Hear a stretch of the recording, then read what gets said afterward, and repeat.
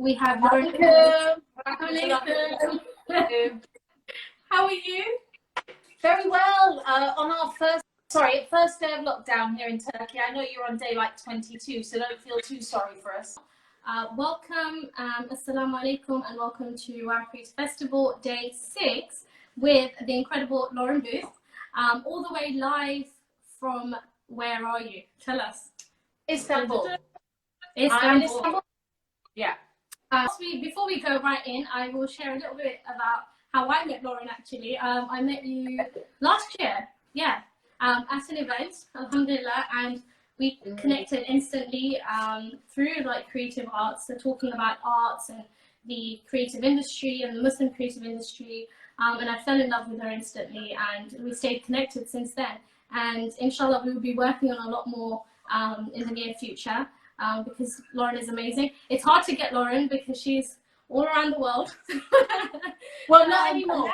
Not anymore. I'm just here. Alhamdulillah. Exactly. Yeah. Alhamdulillah. Pretty static. Yeah, but I think this lockdown or the pandemic that we're all going through has really opened our eyes to being social online. You've been doing this for a while though, like online classes and so on. But I think to connect with people online like this, it's very new to a lot of us, and it's incredible. We've got lots of people joining us, alhamdulillah. But how is the lockdown? How's it going? Your first day of the lockdown, how's it going for you? Well, luckily we went shopping yesterday, so we've got a fully stocked fridge. But today is actually the first sunny day here in Istanbul, so we're kind of missing out on the sunshine. But I've been out, you know, I'm not complaining. You know what? It's beautiful. We're well looked at. I can talk about my creative background because I know that there's going to be some creatives out there wondering how we stay motivated and how exactly do we treat the creative arts from the Muslim perspective. I won't say the Islamic perspective because that's a different thing. As Muslims, how do we stay within our and expand within our understanding, right? Yeah. So about your day, yeah. So basically, hello everyone, salam alaikum. Where are you in the world? Let us know. You can send in some questions for us. There will be time, I think, about 15 minutes at the end to have a chat, a Q&A, inshallah. And I really want to hear about you. How are you doing? What is your creative process? Where are you giving your time right now? So a little bit about me. Everybody thinks they know people when they see us speak online, but there's a whole background of creativity here that not many people are aware of. So I'll just let you know that. I actually never went to university. I went to drama school. Did you know that? So 2 years at drama school because my dad was an actor and I'd been on stage since I was small, just walking on stage when my dad was about to go on stage, and felt the absolute joy of looking out and at that point thinking, wow, people can listen to me, because it is a very nafsi, it can be a very nafsi experience. Yeah. I mean, that's really, there is beauty to the creative theatre arts, and there's also fragility and danger. So, you know, as a child, I just thought, wow, people can listen and how exciting it is, and the applause. So I wanted to be an actress, and a famous actress, but I knew it would take work because of my dad's experience. So I was actually an actress. Did you know this? Sis, for 7 years. No, I didn't know this. Yep. I do know you were in what's it called, in the jungle, which yes, I did. I'll come to that in a minute actually, because that will be about authenticity. I'll talk about the celebrity jungle in a minute. But yeah, I was 7 years acting, and then I went into journalism. I did a course and I began to be on television, TV presenting, and also radio. So a lot of the skills that I learned from my acting days were pulled across into the media. And I especially like doing things that are live. I like communicating either on a platform, face to face, you know, getting that real time input is really exciting. You know, you're not speaking into a void. So that's always been my thing. Then I went into radio presenting, and I've pretty much been doing that for 25 years. Probably, how old are you guys watching now? Probably I've been presenting even before you were born. How about that? Yeah, so that's a good lot of experience there, mashallah. So nowadays, to bring you up to date, I created a couple of years ago, Sis, an 8 part course, especially for young Muslim women and girls. And sometimes the Muslim mums jump on board as well. And the reason that I decided to bring my creativity into the Muslim community and really to keep it here, to park it here, is for this reason. Because so many of our sisters are being persuaded that they have nothing to offer society. And you know, we see from when young children leave schools, if you're in a major city in the West, you might be in Europe, and we can consider Australia in there and Canada in there, right? That maybe you've had some abuse on the way home, maybe somebody's mocked you for your parents' accent, maybe somebody has commented on your hijab. So how on earth do you stay confident? How do you say, I'm happy being different? I mean, it's a big ask, isn't it? Yeah. I came to Islam by the grace of Allah aged 43. By that point, I was pretty much set in my ways and determined. But if you're 13 and you're having to put up with that level of pressure, I really salute you and I pray for you. So I wanted to create a course. It's called Perform, Engage, Nurture. And it really talks to young Muslim sisters about being authentic. You can be yourself. You, sister, are amazingly yourself. But you have chosen by the grace of Allah to keep your wonderful creativity and give it to the Muslims, right? We have to upskill ourselves. What happens is we all go outside because the mainstream is doing great stuff. It's glitzy, it's glamorous. You can get paid there, but we don't upskill. We're not bringing anybody with us. So I was really frustrated by that. So I created these courses. So in 2018, some of you will know that I wrote my memoir. It's called Finding Peace in the Holy Land, and it's a memoir of my journey as a human being looking for God. Really talks about being a child in a family who'd lost their faith. I won't go into it too much here, but until I take my Shahada and a little bit beyond. And what was really exciting about that was communicating to a wider audience about what we already know about living as Muslims. Why do we pray? Who do we pray to? What are we asking for? And what do we get from all of this? So being able to share that really has become my mission by the grace of Allah. I never expected, sis, to go on stage again. I wanted to continue to train other people with what I know. Confidence training, not leadership, because we don't all need to be leaders. All right. But anyway, that's a discussion for another day. Okay. But to have skills to make us the best that we can be within whatever sphere we are. By the way, leaders are invited. Yeah. Anyway, that's another thing. So I never thought I'd go on stage myself again. But then I literally woke up from a dream a couple of years ago, about a year and a half ago. And I was saying, as I woke up, it's not a book, it's a play. And I went, what does that mean? What am I talking about? It's not a book, my book is a play. Why aren't I doing it on stage? And then this horrible sweat drenched me. And I thought, oh no, I know what this means. It means I'm going to go out there and I'm going to do it myself on stage. I know what this means. And by the grace of Allah, I wrote the play, the book into a play, and I performed it 30 times at the world's largest arts festival last year, the Edinburgh Fringe. Alhamdulillah. That is incredible. Yeah. And tell us, you mentioned about the when you recited at the Fringe Festival, it's common for everyone to have like alcohol, and you banned everyone from bringing alcohol in, and it actually worked. Tell us a little bit about that. That's an incredible thing. Say I banned anything. You know, at the end of the day, they were very, very generous to invite a very faith-based show to the Gilded Balloon. But again, I want to say right now, salams everybody who's here from around the world. We will get to your questions in a bit, so hang on. We've got plenty of content to come, including some of my my favorite tips. There are going to be 3 tips coming up, plus some advice from the Prophet, peace be upon him, and how he speaks. So I won't go too much into that. I just want to say this. I don't teach acting. I coach people in authenticity. Because sisters, I want you to know this, and brothers, if you're out there right now joining us, you're welcome. There's nothing wrong with you. You're perfect as you are. Each and every one of us is a creation of Allah Ta'ala. We do not have to mimic. We don't have to be somebody else. We don't have to be whiter. We don't have to be lighter. We don't have to have straighter hair. We don't have to have longer eyelashes. You don't have to be somebody else. You don't have to, you know, change yourself, dynamically cut bits off you. Be satisfied and upskill with what Allah has given. We've got 30 minutes, guys. Stay with me. I'm going to give you 3 of the tips that I use through all my public speaking. 3 important tips to know your body and your voice and about emphasis. And at the end of it, we're going to end with a reminder of how the Prophet, peace be upon him, spoke to great effect. So we're going to kick off right now with, are you comfortable in your skin? And how to find our neutral stance.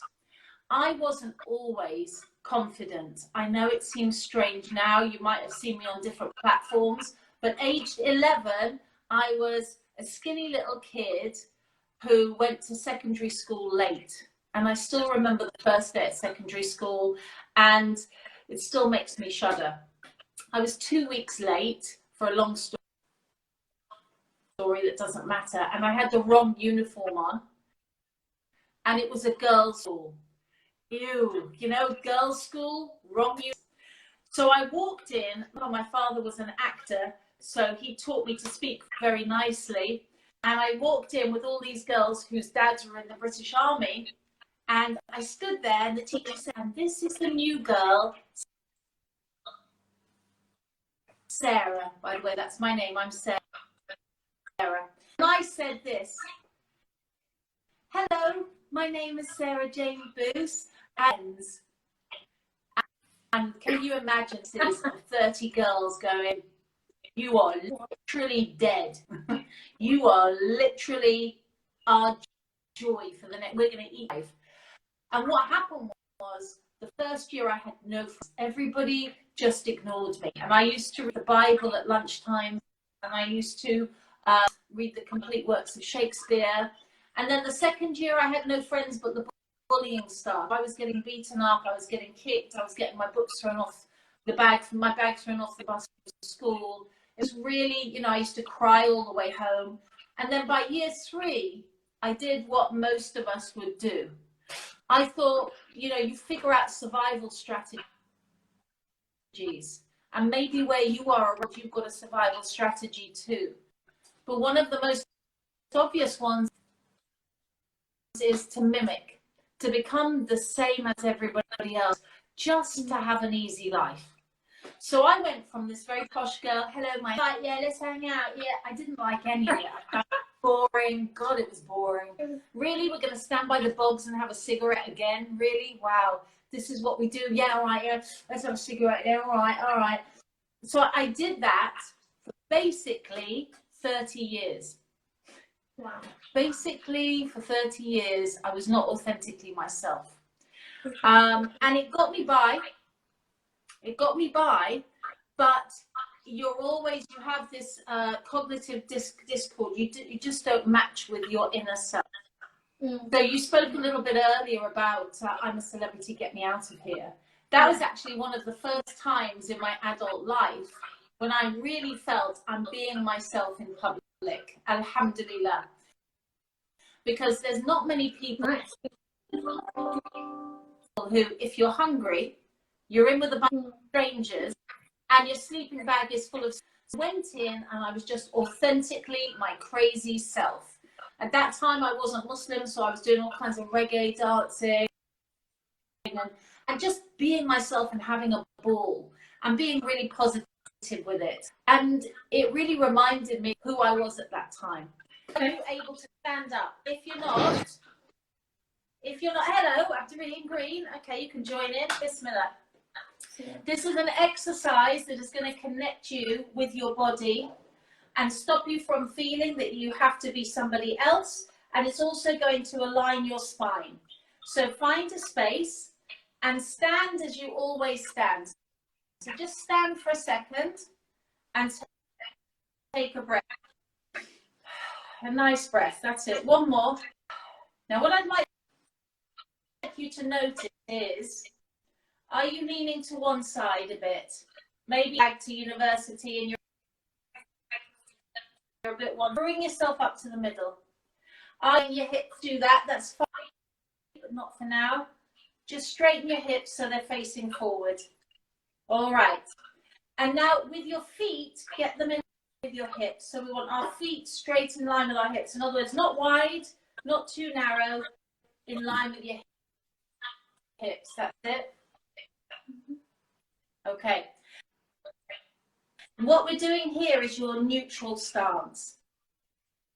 There's been talk in the past about how power stances Theresa made, doing this with hand, everything spread out.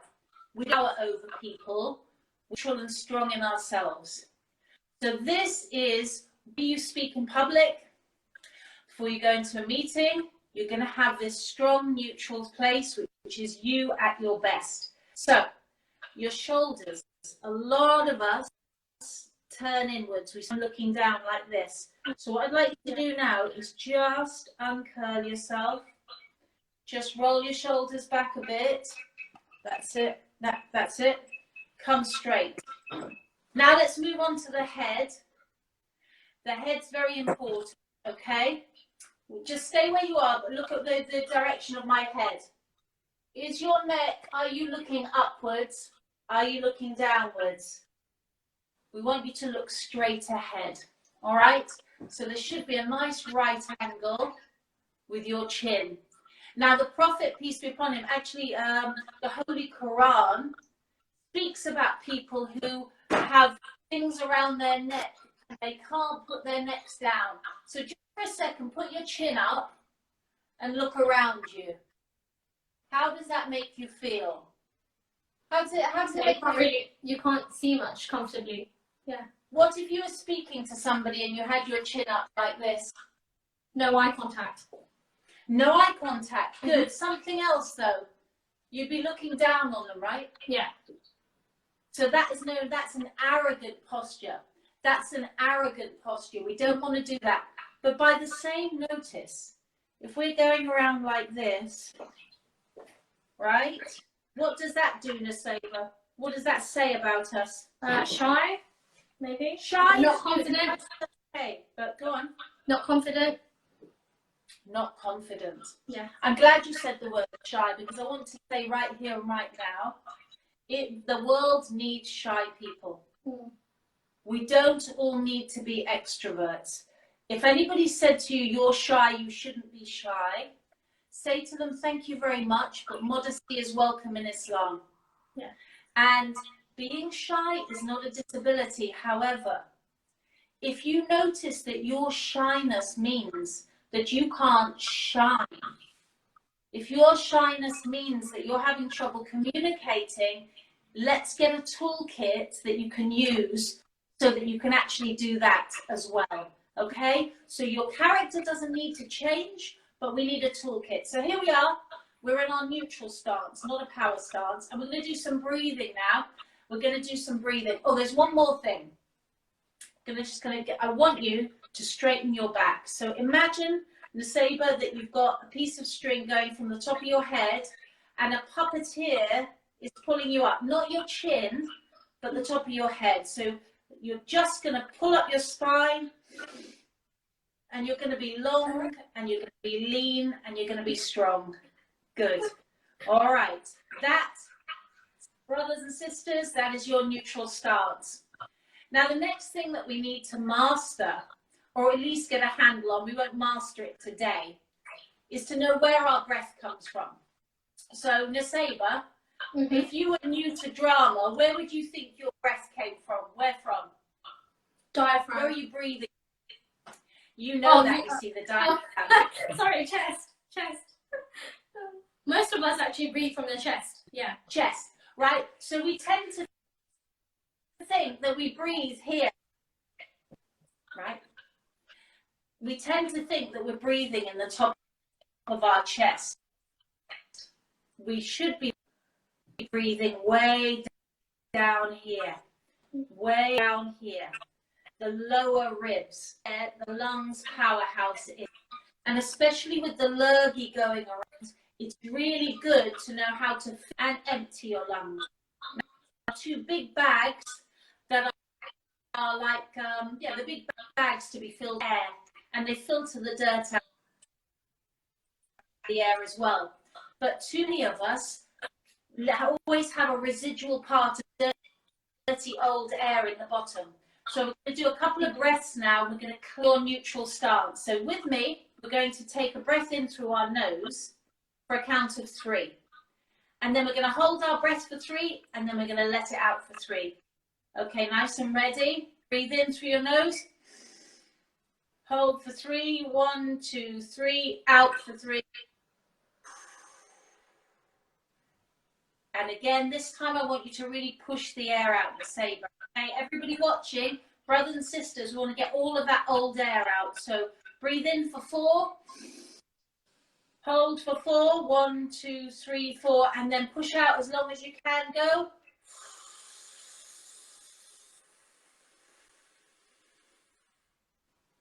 Right? Your lungs have probably not had a clean like that for a long, long time. I think one more thing, like most people, we breathe in a lot and we breathe out like shorter breaths. Like, you know, you just did a longer breathe out. I think most people don't do that, isn't that? Yeah, because it's just not easy to do and it's not something common. That's exactly why we have this ugly air at the bottom of our lungs. So we're going to make some sounds now. We've only got a little time left, so I want to give you some strong vocals, and then we're going to do a fun exercise, me and the saber, and you're going to join us if you're ready, inshallah. All right, let's make some sounds.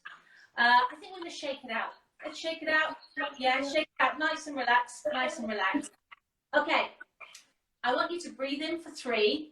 Hold your breath for 3 and then go shh, shh, shh. All right, this is part of your drama, your vocal warm-up, wherever you want to use it, okay? Breathe in for 3, hold for 3, and out. Shh, shh, shh.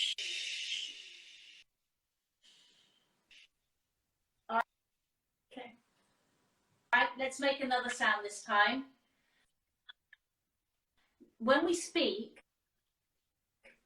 the air comes through the lungs, it goes over vocal cords, out through the mouth. It also gathers up here in the nasal passages. And if we make that sound, we can hear it around, feel it around our nose. So I'd like to make a sound. Now, and just gently put your fingers on your nose when you do it. So breathe in, take a nice breath. No, actually, through your nose. And can you touch your nose and say, but feel it buzzing? Okay. Ma. Okay. Ha, I told you I'd make you laugh today. But what we're going to do, ha, ha, ha, ha, ha, is it really is good for the diaphragm, which is around this area here between the rib cage, and it's your breath powerhouse, okay? It's where the breath really comes from. So we're going to take a breath in the saber for 3, and then we're going to push it out, ha, ha, ha, okay? Okay, got it. So breathe in with me, and out, ha, ha, ha, ha, ha, ha. Again, oh. Breathe in. Ha, ha, ha, ha, ha, ha. I hope you're all laughing with us. I just imagined us doing it in like the meeting room or just before entering, and everyone's like, "Oh, this person's crazy." That's Sister Nasaiba, have you ever had me and then you said to them, "I didn't mean"? Lauren, repeat yourself. I think you got a bit cut off there. Sorry, just. Here had a conversation with a loved one, and then they've come back and said and told you off, and then you've said, "I didn't mean it like that." But I didn't mean it like that. We've all had that happen to us, right? Now, sometimes we're trying to wriggle out of an issue, but sometimes it's because I seem to have frozen. Okay, last one. Yeah. Sorry, guys. You've all been really patient. It's been lovely being with you. We're going to do something low tech now, but really exciting and fun, okay? I'd like you all to write this down. Is it coming up backwards? Yeah, but it says, I didn't say she liked him. Okay. So if you're taking part in this workshop, write down right now, I didn't say she liked him. Maybe the Saber type that in. Saber, can you type it in? Do you want to type I'm going it? to give you a quick demonstration. What was that? I didn't say She liked him.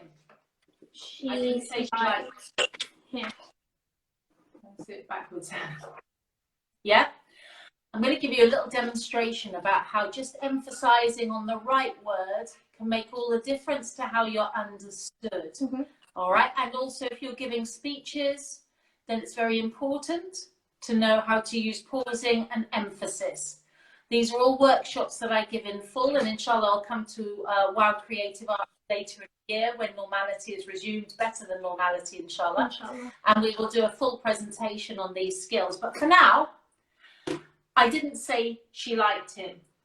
Now what I'm going to do is I'm going to press. Emphasis is a pressure. Emphasis is picking out one word and sitting on it. If you know anything about acting and you've ever heard of David Tennant, he was Doctor Who, the best Doctor Who, by the way, if you're British, all right? He said that find a word and you sit on it. So what I'm going to do now is I'm going to sit on the first word of I didn't say she liked him and see what meaning you get from it. I didn't say she liked him. I didn't say she liked him. Type in what you think I'm saying there.